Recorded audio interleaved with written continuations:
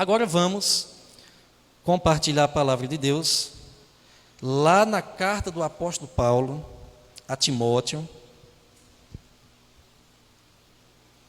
Carta do apóstolo Paulo ao jovem pastor Timóteo, capítulo 4.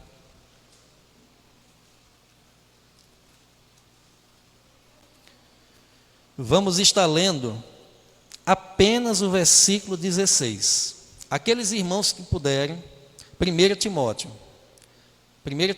capítulo 4, apenas o verso 16. Aqueles irmãos que encontrarem, eu peço em nome de Jesus que se coloquem em pé, claro, se estiver podendo, que nós vamos ler apenas esse versículo, apenas o versículo de número 16.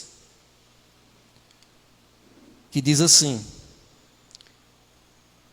atente bem para a sua própria vida e para a doutrina, perseverando nesses deveres, pois agindo assim, você salvará tanto a si mesmo, quanto aos que o ouvem. Amém. Vamos orar. Maravilhoso Deus e amado Pai, Teu povo se reúne essa noite, ó Deus, e o único propósito e o maior de todos eles é louvar, exaltar, glorificar o nome do Teu Filho Jesus Cristo. Mas o Teu povo também se reúne, Deus, para ouvir a Tua voz, ouvir o Teu conselho, ouvir a Tua palavra. Pois nós sabemos, ó Deus, que a fé, ela vem pelo ouvir e ouvir a Tua palavra. Sabemos também que a Tua palavra, ó Deus, ela repreende, exorta, consola e conforta. A Tua palavra também santifica a Tua igreja. E nós pedimos, ó Pai, que o Senhor transmita de forma clara o Teu recado aos nossos corações. O Senhor sabe do que nós necessitamos ouvir. Então, aquilo que o Senhor falou ao meu coração, que o Senhor me ajude a transmitir para os meus irmãos o Teu recado. Pois é em nome de Jesus que nós Te oramos e agradecemos. Amém. E louvado seja o nome do Senhor.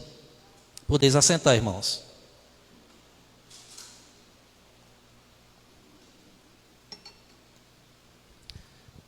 Estava eu com a mensagem já preparada no texto de Atos, estudamos domingo passado, sobre a conversão do eunuco, ou melhor, do etíope, né? O eunuco etíope.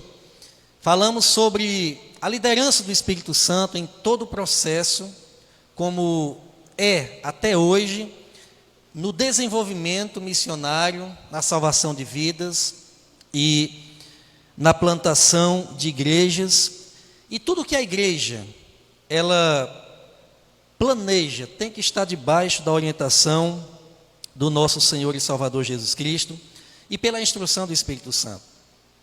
E eu iria falar sobre um evento que acontece antes, um relato que acontece antes, né, que é a história de Simão Mágico, de como Satanás, ele, depois de tentar atrapalhar a condução da igreja de fora para dentro, com Simão Mágico, ele tenta agora atacar a igreja de dentro para fora, tentando fazer com que alguém com um coração perverso, não convertido, entrasse numa igreja que parecesse um crente, e aí estava atrapalhando a comunhão dos irmãos, tá? Mas o Senhor colocou algo em meu coração, meus irmãos, lidando com algumas situações, às vezes até mesmo passando por algumas situações, né, compartilhando com outras pessoas algumas dificuldades da vida. Eu pude perceber, e o Senhor falou muito ao meu coração em relação a isso, de um cuidado que precisa haver em nossas vidas, tá? E esse cuidado, ele deve partir de nós mesmos. Na minha versão, ou na versão da minha Bíblia, que é a NVI, a Nova Versão Internacional, diz assim: atente bem para a sua própria vida. Mas tem algumas versões aí, em algumas Bíblias, que diz assim: cuida de ti mesmo. Quem é que tem essa versão, cuida de ti mesmo, nesse texto? Ok. Cuida de ti mesmo. E o tema da mensagem essa noite é justamente isso. Tá? Cuida de ti mesmo. E o texto que eu li aqui vai dizer: atente bem para a sua própria vida.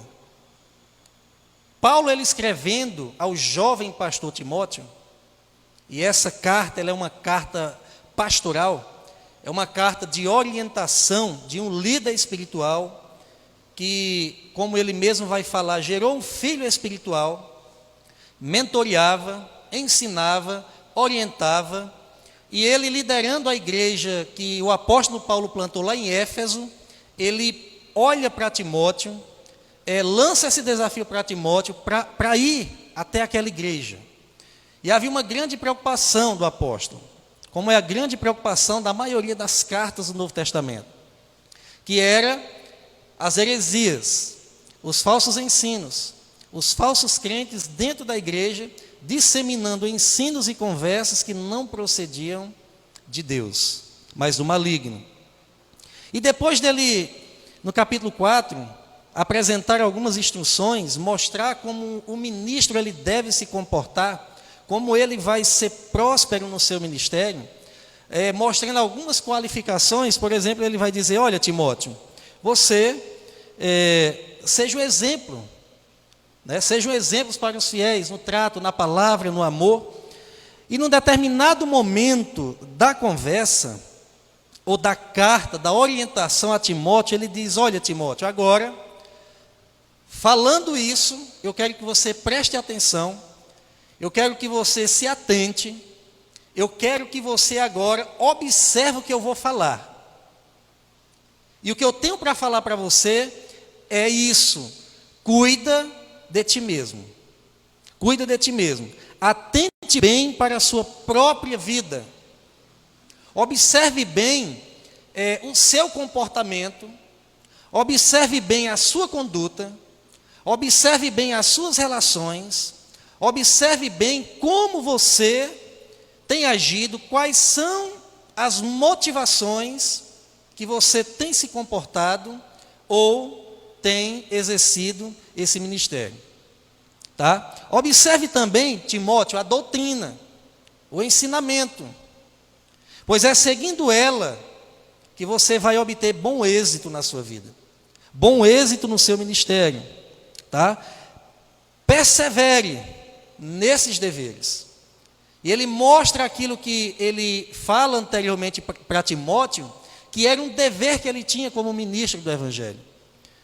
Persevere nesses deveres, não desista, não desanime, pois agindo assim, você salvará tanto a si, quanto aqueles que te ouvem. E eu posso observar nessa instrução de Paulo, e nessas palavras finais, o transbordar da graça de Deus, que parte de dentro para fora, que parte de nós para outras pessoas. Mas é necessário, irmãos, ter um cuidado aqui solene, que é o cuidado consigo mesmo.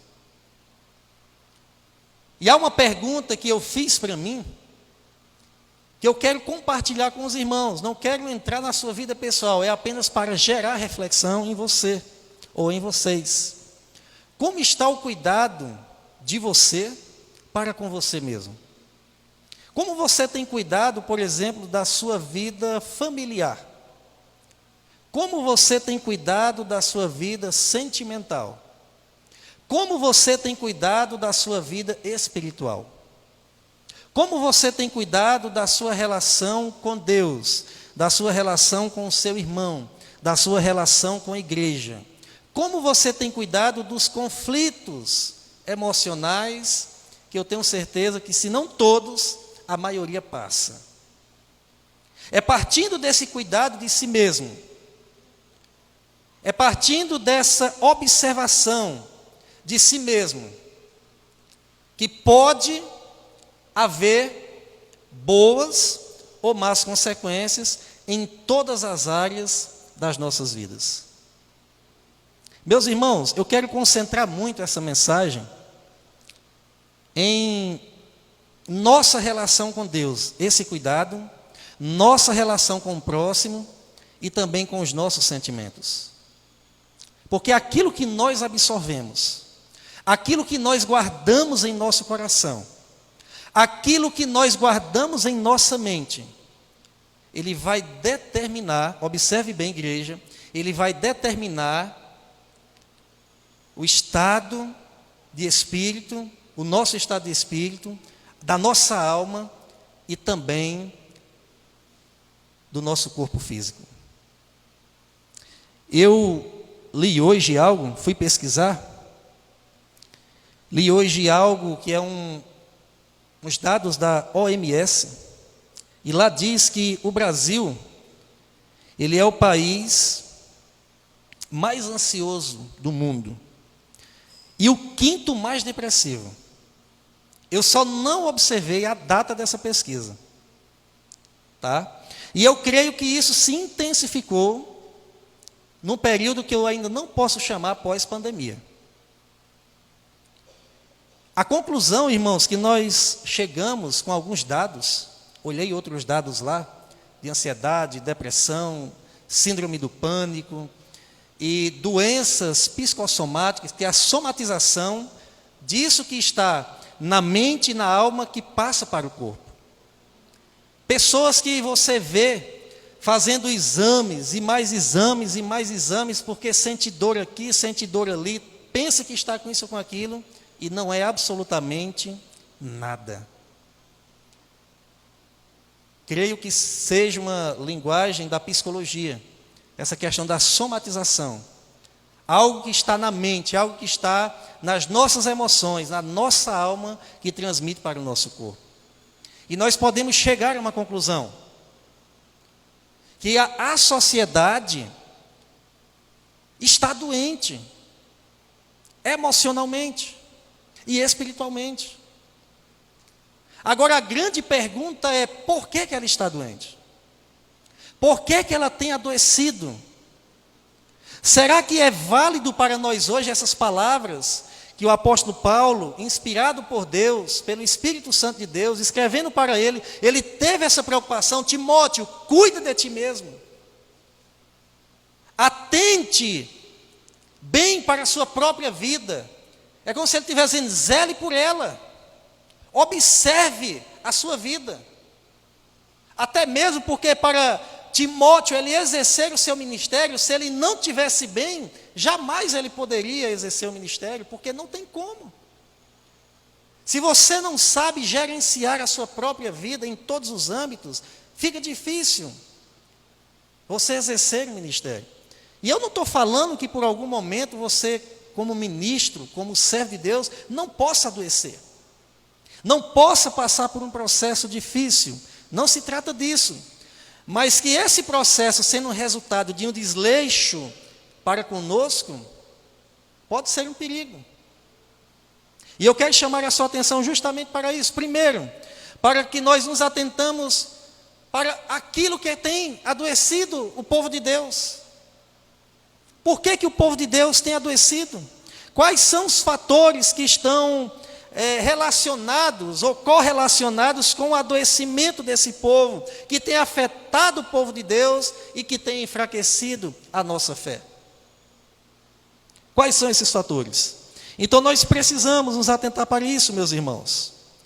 E a palavra de Deus, ela vai trazer outros textos em relação a essa questão do cuidado de si mesmo, do cuidado próprio. Quando você lê, por exemplo, lá em 1 Coríntios, capítulo 11, verso 28, o apóstolo Paulo, orientando aquela igreja em relação à ceia do Senhor, como deve ser realizada, ele diz, olha, examine-se o homem a si mesmo.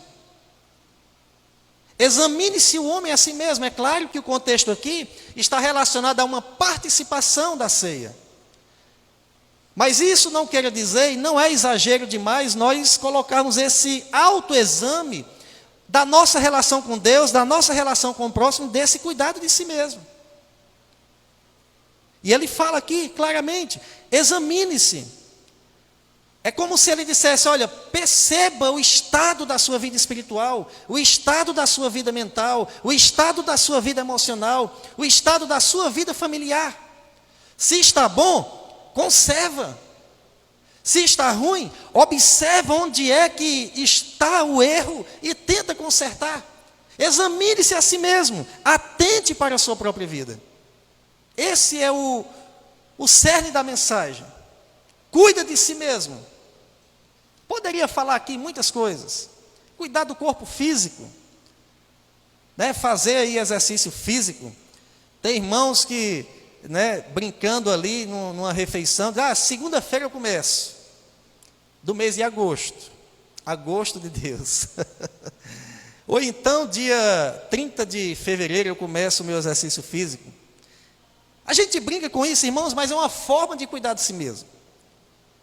O nosso corpo, a Bíblia fala que é templo do Espírito Santo. E algo que não deve ser negligenciado jamais. É esse cuidado de si mesmo com o corpo físico. Mas eu não quero concentrar nisso. Meus irmãos, ao fazer essa autoanálise fiel, profunda, na nossa relação com Deus, com o próximo, tentar chegar à conclusão do porquê que nós estamos adoecendo, nós precisamos tentar enxergar e fazer aquilo que nós dizemos, fazer uma faxina. Porque, meus irmãos, nós guardamos dentro do nosso coração, nós guardamos dentro das nossas emoções, tanto lixo emocional, que chega um tempo que fica ali como aquele esgoto entupido. Ou vamos aqui usar o que aconteceu em alguma época do povo de Israel, poço entupido. Uma das armas dos filisteus para enfraquecer o povo de Israel era entupir aqueles poços de água, para que as pessoas não tivessem acesso, os animais não tivessem acesso. E no contexto bíblico, a água era muito precioso. Quando se encontrava uma fonte de água, meus irmãos, era uma maravilha. Nós sabemos que água é vida. Sem tomar água, nós não conseguimos viver. Então, quando os filisteus entupiam, por exemplo, aconteceu isso na época de Isaac, o que foi que ele fez? Quando ele percebeu que aquele poço estava entupido, colocaram um monte de entulho, ele não foi cavar outro poço. Ele não foi olhar se havia outra fonte de água, porque aquela era a fonte que Jacó havia cavado. Ele foi lá naquele poço e, com muito trabalho, começou a tirar todo aquele entulho, para que eles voltassem a ter acesso àquela água. E às vezes eu penso, meus irmãos, que um dos motivos, que são vários motivos que levam ao adoecimento emocional, mas um dos motivos é por tanto lixo emocional que está guardado em nosso coração, na nossa mente.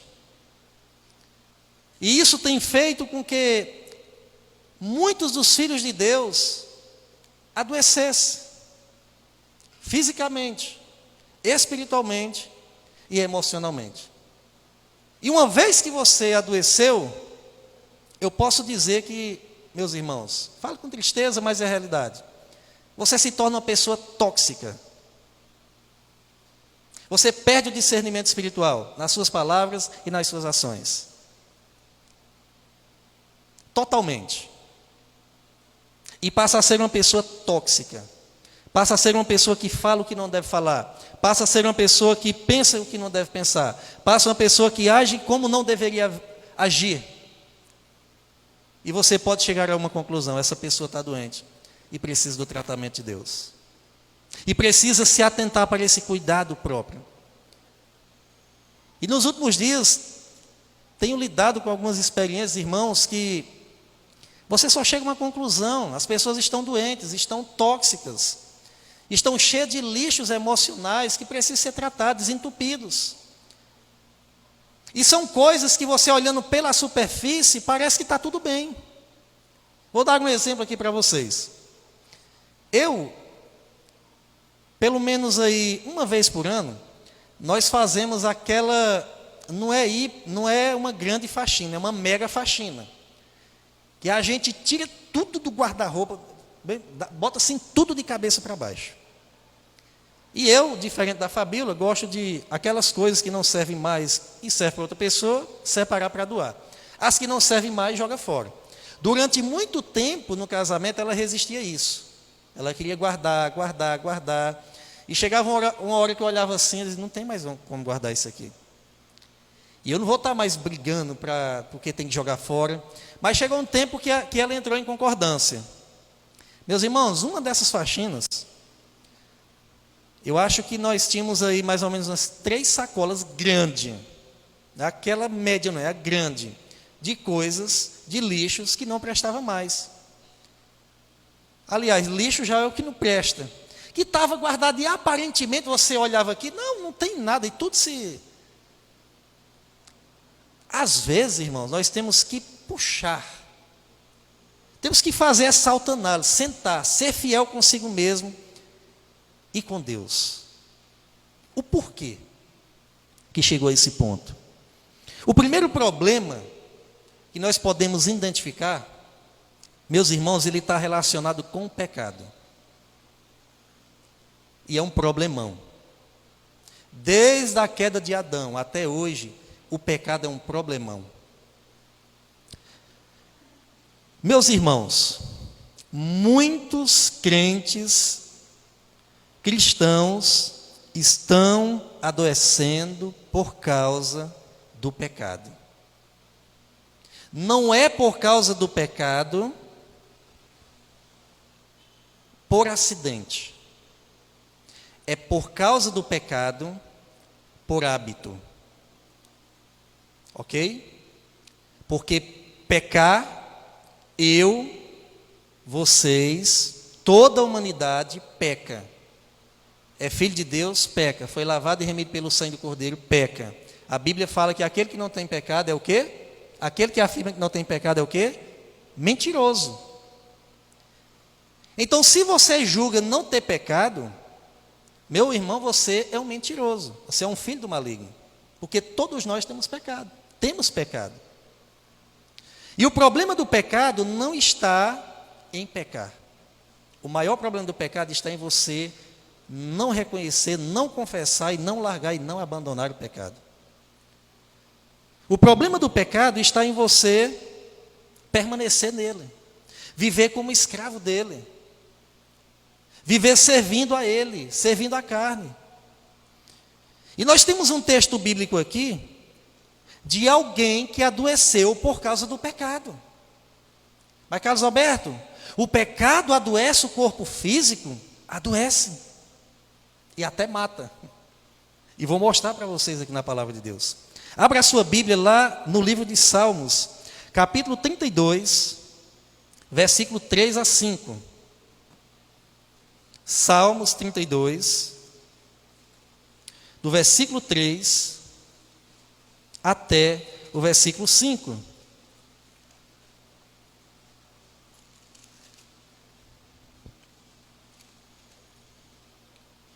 Capítulo 32, verso 3, 4 e 5 diz assim: Enquanto eu mantinha escondidos os meus pecados, o meu corpo definhava de tanto gemer, pois dia e noite a tua mão, isso aqui é a mão de Deus, a mão do Senhor, pesava sobre mim. Minhas forças foram-se esgotando, como em tempo de seca. Então reconheci diante de ti o meu pecado, e não encobri as minhas culpas. Eu disse: confessarei as minhas transgressões ao Senhor, e tu perdoaste a culpa do meu pecado. Observe bem, irmãos, que enquanto o pecado estava escondido, estava sendo mantido oculto diante dos homens, porque diante de Deus nada é oculto. O corpo do salmista definhava de tanto gemer. Gemer. O texto não deixa que detalhe se é uma doença exclusivamente física ou se era psicológica, que aí seria uma doença psicossomática, espiritual, que estava transmitindo para o seu corpo. Mas a verdade que nós temos aqui nesse texto é que o pecado adoece o corpo. O pecado adoece a alma.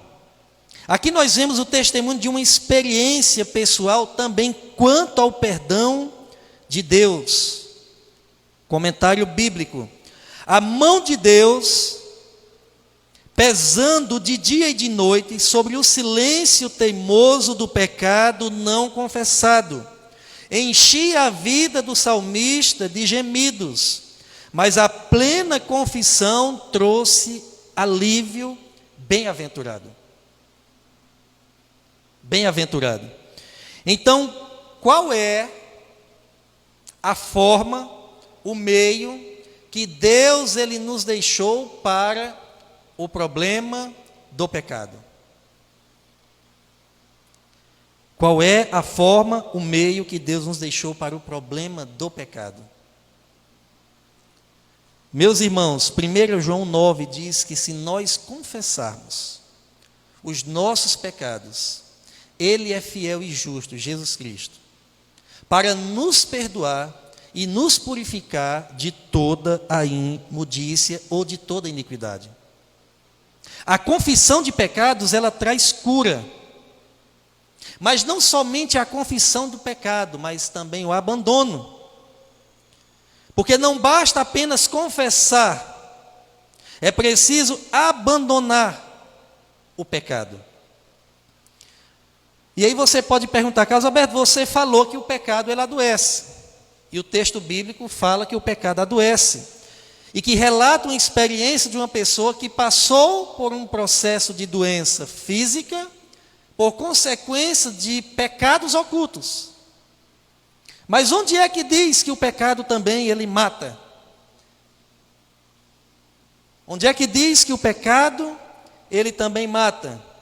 Abra a sua Bíblia lá em 1 Coríntios, capítulo 11, verso 30. Está dentro do contexto que nós lemos nesse instante, que fala sobre o homem examinar-se a si mesmo. Está dentro do contexto da forma correta de realizar e tomar a ceia do Senhor. Mas tem uma parte aqui, meus irmãos, que o apóstolo Paulo fala que às vezes passa despercebido, que é justamente no versículo 30 do capítulo 11 de 1 Coríntios. Depois ele falar que o homem deve examinar-se a si mesmo, ele fala no versículo 29, pois quem come e bebe sem discernir o corpo do Senhor, ou seja, de forma irresponsável, come e bebe para a própria condenação. Olha o que é que o apóstolo Paulo fala aqui no verso 30. Por isso, por conta dessa irresponsabilidade, dessa falta de autoexame, dessa falta de discernimento, há entre vocês muitos fracos e doentes, e vários que já dormiram. E essa palavra que dormiram é uma figura de linguagem, tá? Apenas para suavizar a palavra que seria que na verdade morte, morreram mesmo.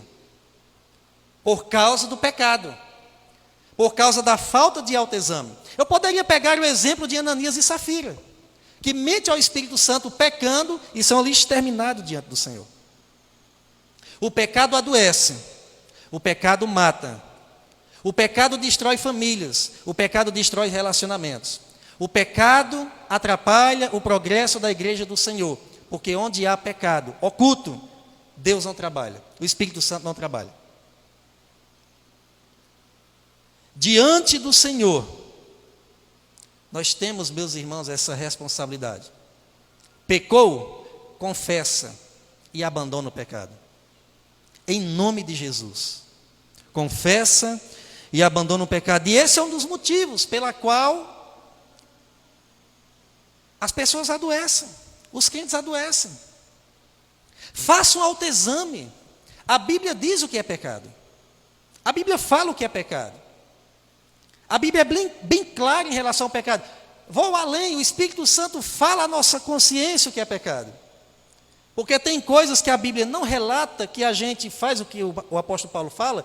Todas as coisas me são lícitas, mas nem todas as coisas convêm. Tem tipos de pecado que não está na palavra, mas o Espírito Santo traz a nossa consciência. Quem tem Espírito de Deus sabe que quando pisa na bola, a consciência o acusa. E quando a consciência o acusa, é pecado, sim. Deva-se confessar, deva-se abandonar, porque Jesus, ele veio para perdoar os nossos pecados. Segundo lugar, outro grande problema, que esse aqui tem a ver com relacionamento também com o próximo, assim como o pecado, e também com Deus. Meus irmãos, um pecado terrível da língua, que chama-se maledicência. Da mesma forma que falta um autoexame, um cuidado de si mesmo em relação nós com o pecado, falta também desse controle da nossa língua. Meus amados irmãos, algum tempo atrás, um certo irmão veio conversar comigo, transtornado, sabe assim, ofegando a sua respiração. Alguém, membro da família, fez um comentário dele, mas daquele que destrói. E ele chegou ali se tremendo, falou até que ia sair da igreja, e desabafou, e desabafou, e desabafou, e desabafou, por um pequeno comentário que é apenas uma frase. Ele está fazendo isso ou aquilo com a esposa. Eu olhei para ele e disse: meu irmão, você está devendo? Ele: não. Eu digo: em primeiro lugar, você não deva temer, porque você não deve. Segundo lugar, quem foi que falou para você isso? Ele colocou lá o áudio, né, da esposa, e ali eu tive a certeza de que o comentário que fizeram dele foi real. Diz: irmão, você vai fazer o seguinte: a Bíblia nos ensina, numa situação dessa, que você, eu não vou fazer isso, quem tem que fazer é você, vai chamar a irmã e vai conversar com ela. Você vai perguntar qual é a prova que ela tem em relação ao comentário que a pessoa fez. Pode acontecer duas coisas. Ela pode se arrepender do que fez, te pedir perdão, seu dever é perdoar. Ela pode resistir, empinar o nariz e continuar. Aí, se acontecer isso, o irmão me fala: você já não vai mais só, você já vai com mais pessoas. Irmão, se ela não tiver prova contra você e ela continuar resistindo a isso, aí nós vamos entrar em uma outra questão que envolve a igreja e o próprio ministério. Porque não é uma coisinha simples, é uma difamação em relação à pessoa. E eu pego esse exemplo aqui, irmãos, mas eu poderia citar vários, que às vezes nós ouvimos falar, em um ambiente que era para ser de cura, de restauração e de cânticos espirituais. Você vê pessoas emprestando a língua a Satanás, ferindo pessoas e destruindo relacionamentos. Isso é um pecado sério.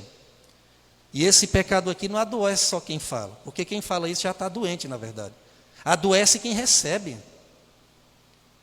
Porque é muito triste você olhar para uma pessoa que difama, que esse é o significado da maledicência, que maldiz, que detrata, que maltrata os outros com a sua língua. E Tiago vai tratar dessa questão da língua, ele coloca, meus irmãos, como um pequeno membro do corpo que pode causar grandes transtornos. E ele trata ali duas situações, uma interessante. É um foco de incêndio ali no bosque que pode causar um grande incêndio e destruir com muitas coisas. E muitas vezes falta esse autocuidado. E nós sabemos, porque nós conhecemos a palavra, quais são as consequências. O povo de Israel está peregrinando no deserto para chegar à terra prometida. Esse povo vê um monte de milagre, maná sendo derramado todo dia para aquele povo comer. O pessoal chega numa região deserta, tem aqui uma rocha, Moisés toca na rocha, sai água, vendo o milagre com seus próprios olhos, provisão de Deus, dia após dia, presença de Deus, visível, coluna de fogo à noite, nuvem durante o dia, e aquele povo começou a reclamar. Resultado, toda uma geração é condenada e não entra na terra prometida. por conta desse pecado da língua. Agora deixa eu fazer uma pergunta para vocês, irmãos. Quantos motivos você tem para agradecer a Deus? Assim, quando inicia o dia, que você já vê que tem saúde, que você vê que tem um alimento, que você vê que tem um lar, que você vê que tem um teto, que você vê que tem uma roupa, que você vê que tem tudo, mas você só encontra muitas vezes motivos para reclamar daquilo que não tem, e muitas vezes de coisas que você nem precisa. Já imaginou um pai vendo um filho direto se reclamar, e o pai olhar para o filho, mas meu Deus, tudo eu já dou para ele o que ele precisa, e um filho se reclamando, se reclamando, se reclamando, se reclamando. Vai chegar um tempo que o pai vai olhar para o filho, então eu vou lhe privar de algumas coisas que você tem, não está percebendo que tem, para ver se você passa a valorizar, no lugar de estar se reclamando por aquilo que você ainda não tem, e muitas vezes nem precisa. E isso é sério, irmãos. Isso é muito sério. Às vezes nós ouvimos cada comentário, eu digo, Senhor, derrama graça, e me dá graça para que isso não parta de mim. Porque todos nós estamos propensos a isso.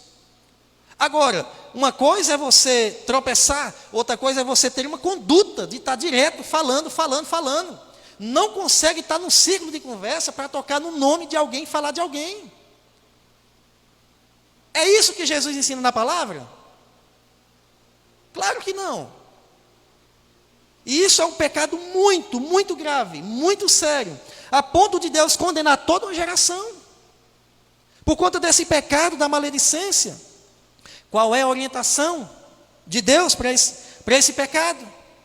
Efésios 4:29, não saia da vossa boca nenhuma palavra torpe, mas somente aquela que for boa para promover edificação e para que dê graça aos que ouvem.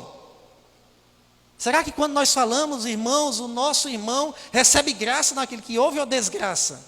Porque se não é graça, vai ser desgraça. E aqui vai ter duas coisas que vai fazer a diferença. Primeiro, sua vida de oração. Segundo, sua vida de leitura de palavra. Você só transmite aquilo que você tem no coração. E é fácil de identificar uma pessoa que está doente. É fácil.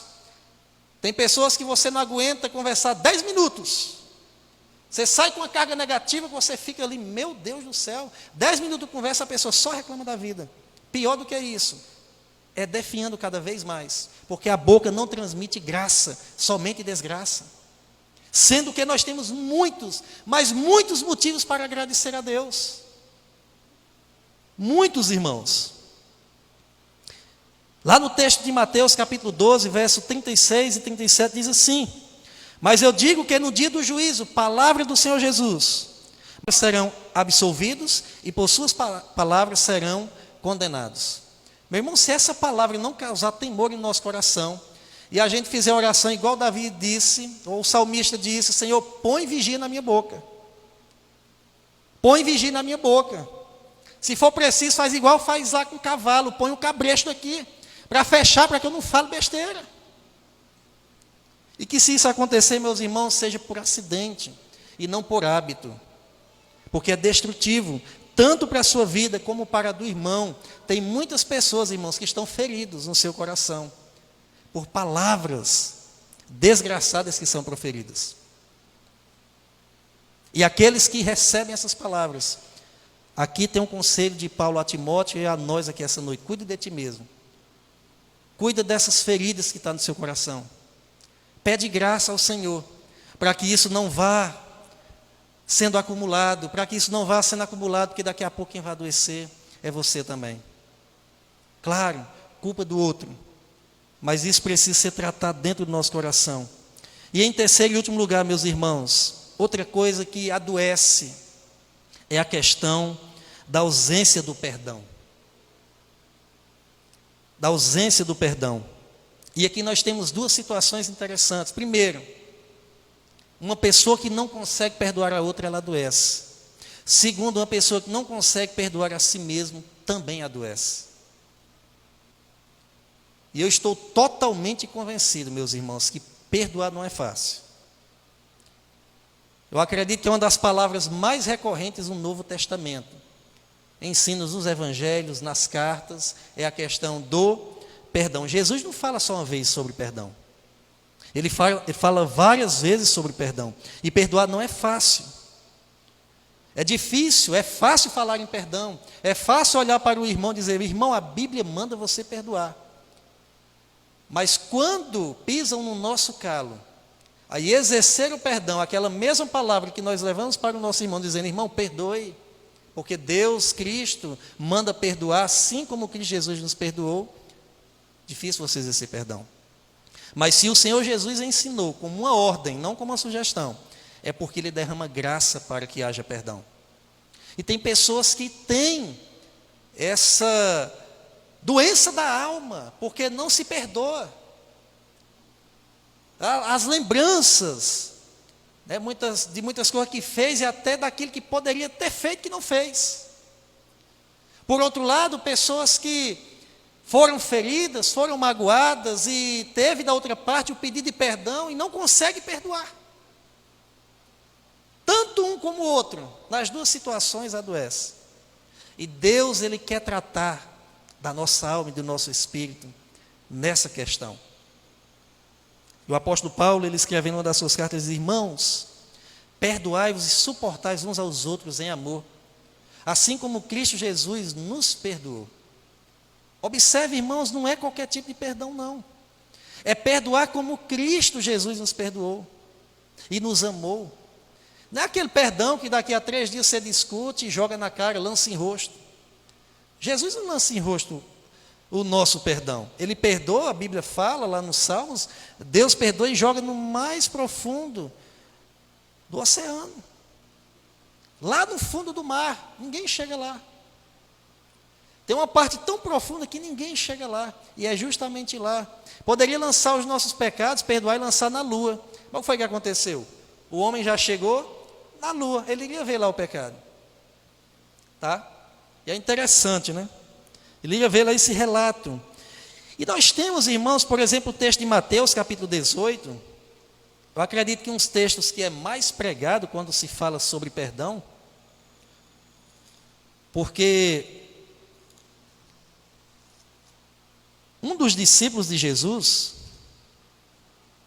a partir do verso 21, do capítulo 18, um dos discípulos de Jesus chega para Jesus e diz assim: Senhor, quantas vezes deverei perdoar o meu irmão quando ele pecar contra mim?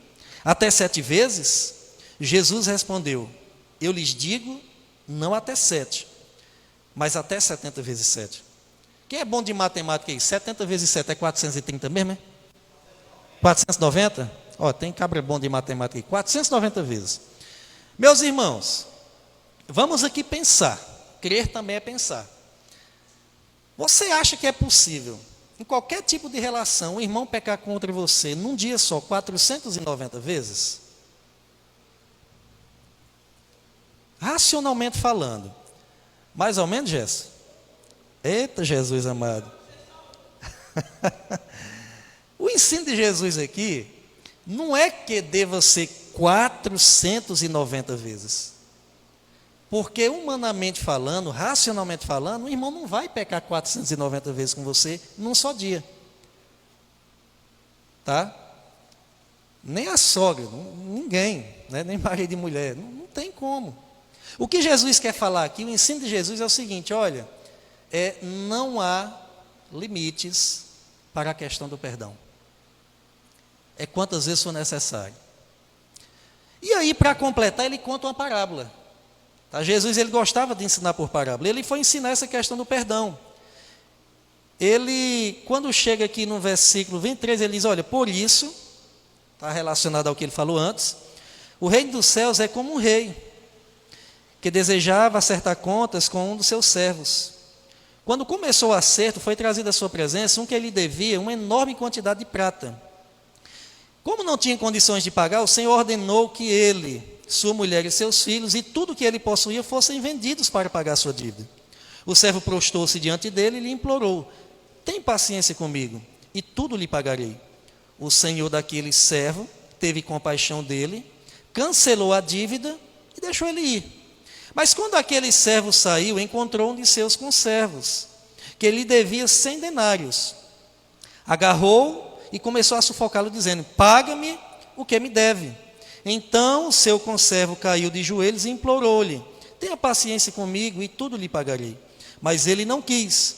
Antes, saiu e mandou lançá-lo na prisão até que pagasse a dívida.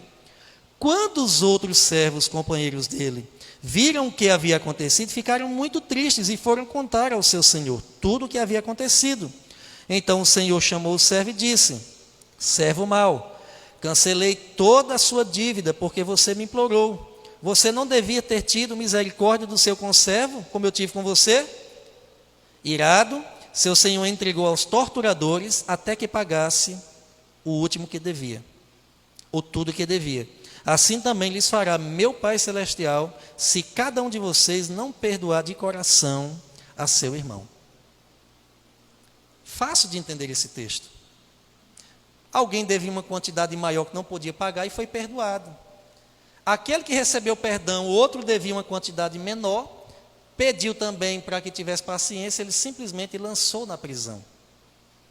Puniu por uma coisa menor do que aquilo que ele mesmo havia sido perdoado.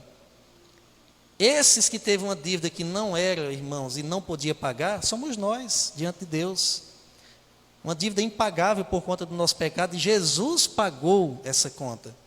Então, quem somos nós para que um irmão pise no nosso calo ou alguém e nós não venhamos a perdoar? Mesmo com todas as dificuldades que é o perdão, mesmo com todas as dores que muitas vezes causam o perdão, José, quando perdoa seus irmãos, é com grito, com choro, porque era um grande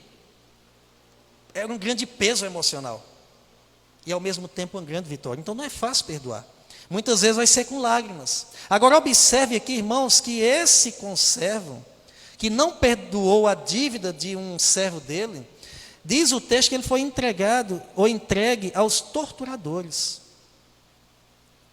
Sabe o que é isso, irmãos? Ser entregue aos torturadores? Quem não consegue perdoar, adoece.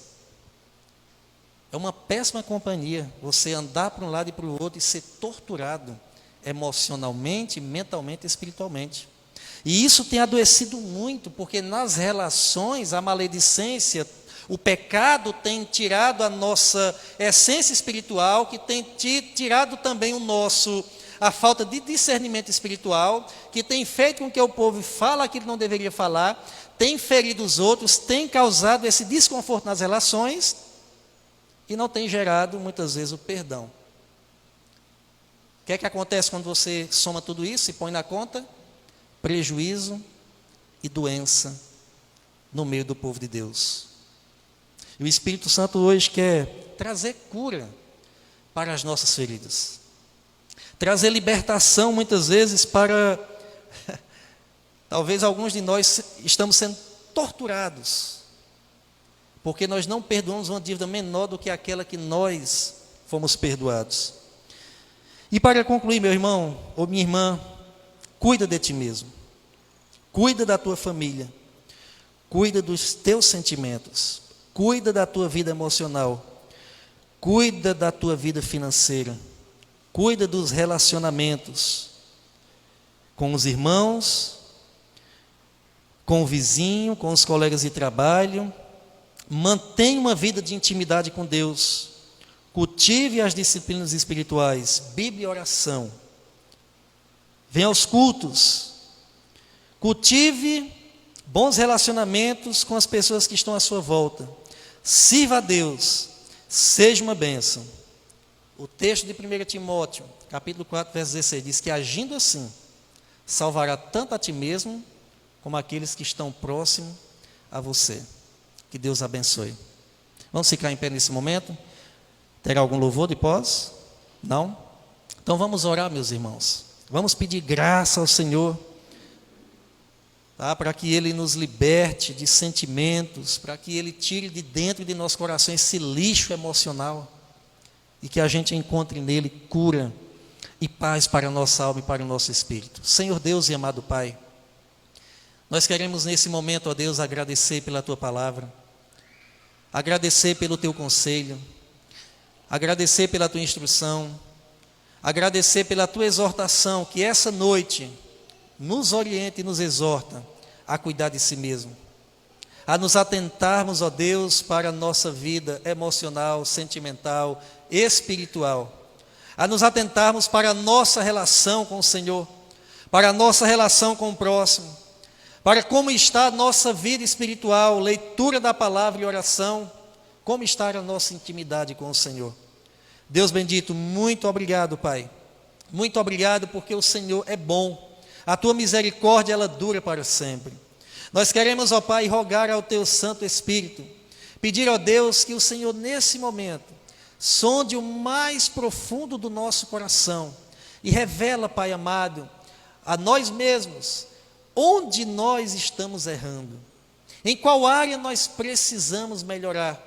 Ó Deus bendito, que haja, ó Pai, nesse momento, confissão de pecados, que haja, ó Deus, um desejo ardente no nosso coração, de abandono do pecado, que haja o reconhecimento, ó Deus, de quem nós o ferimos, e que haja humildade para que nós venhamos a pedir perdão, primeiro ao Senhor, porque nós pecamos primeiro contra o Senhor, e também, ó Pai, pedido de perdão ao nosso irmão, e que esse pedido de perdão ele não pare mais, até que chegue a última pessoa que um dia nós ferimos. Ó Deus, muitas vezes ferimos pessoas há tanto tempo atrás, 2 anos, 3 anos, 4 anos, 5 anos, mas o problema está lá, o problema ficou, a mágoa está lá, e Deus, essa necessidade desse pedido de perdão, que é a cura para os relacionamentos, ó Deus. E, ó Deus, guarda a nossa boca também, ó Pai, de maldizer contra o Senhor. Guarda a nossa boca, ó Pai amado, de difamar o nosso próximo. Guarda a nossa boca, ó Deus amado, de piadas, de palavras que não agradam ao Senhor, principalmente em ambientes de trabalho onde para o mundo isso é normal. Que não haja concordância nem com o nosso sorriso, nem com o nosso gesto e nem com as nossas palavras para aquilo que desagrada o teu coração. Pedimos, ó Deus, também que o Senhor, Pai, traga cura para o nosso coração. Muitos corações estão feridos, Pai. Famílias, ó Deus amado, estão assim feridas. Ó Deus bendito, que o Senhor traga cura, ó Pai, para os relacionamentos. Que se alguém aqui essa noite, ó Deus, que esteja aqui presente, que esteja nos ouvindo, ou que irão nos ouvir, ó Pai, em outros dias essa mensagem, que o Senhor possa trazer cura. Se há alguém que não consegue perdoar, se há alguém que não consegue pedir perdão, se há alguém que não consegue perdoar a si mesmo, que o Senhor nos dê graça, conceda graça para que haja, ó Pai, liberação de perdão, para que relacionamentos em família sejam curados, para que relacionamento entre a família de Deus seja curado, e para que haja cura, ó Deus amado, para o nosso coração, para o nosso espírito, para a nossa alma e para o nosso corpo físico, ó Deus. E aquilo, ó Pai, que não foi possível sair da minha boca, das minhas palavras, na verdade, como orientação do Senhor, que o Espírito Santo aplique a cada coração, em nome de Jesus, em nome do Senhor Jesus, amém e amém, e graças a Deus. Amém. Podeis assentar, irmãos. Estamos chegando ao final do nosso culto coletivo. O nosso culto individual, ele continua, porque culto é o estilo de vida que agrada a Deus, tá? Que Deus abençoe as nossas vidas, nossa família, o nosso trabalho, e que no próximo final de semana nós possamos estar aqui juntos celebrando ao Senhor por mais um ano de existência dessa agência do Reino de Deus aqui nessa cidade. Boa noite a todos e Deus abençoe.